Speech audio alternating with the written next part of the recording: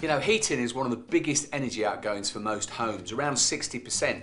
So knowing how to use the heating controls properly will save you, well, a lot of bread.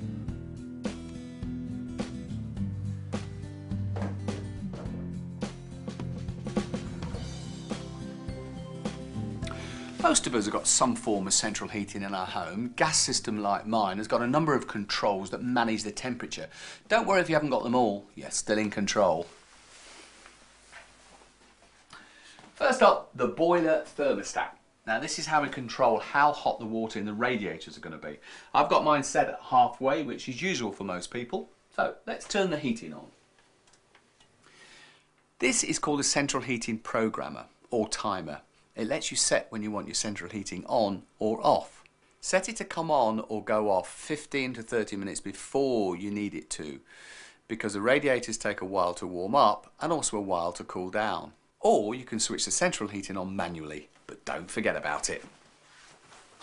Using the timer means that you can plan your heating around your lifestyle and save money and energy in doing so.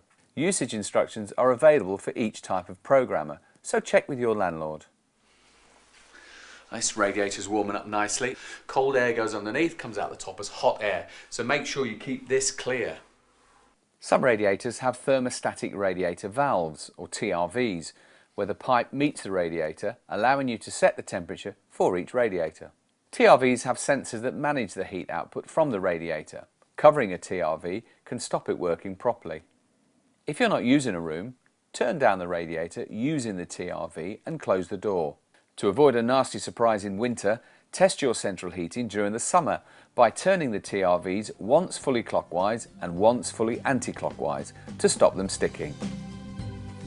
If, like me, you've got a room thermostat, then you'll know it controls the whole heating system. You set the temperature, mine's at 21 degrees, and the boiler switch is on till that temperature's reached. Once it drops below 21 degrees, it does it all over again, so you haven't got to change anything. Brilliant.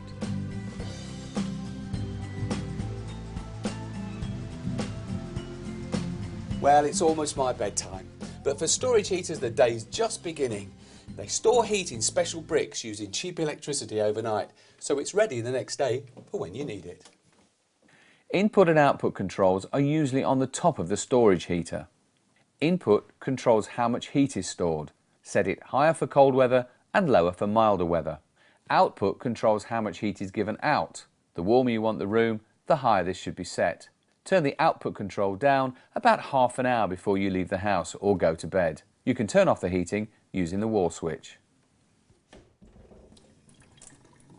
When it comes to running hot water, combi boilers like mine only heat the water up when it's running, and hot water can feel cooler in the winter, but running it slowly can make it heat up quicker.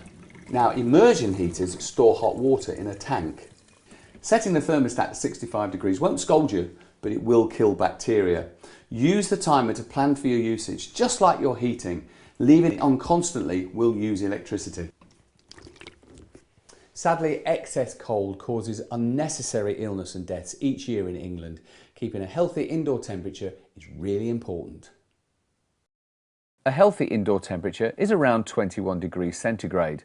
Below 16 degrees centigrade, there can be serious health risks for the elderly, including a greatly increased risk of respiratory and cardiovascular conditions.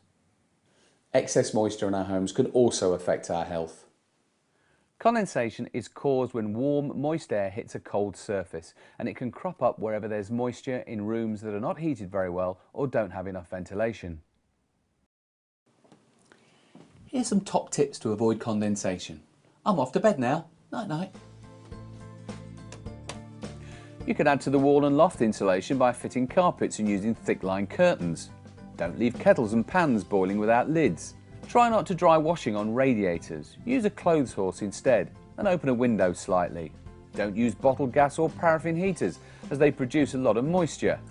Use extractor fans in kitchens and bathrooms to prevent excess condensation. If you don't have any extractor fans, open the window slightly to clear any moisture.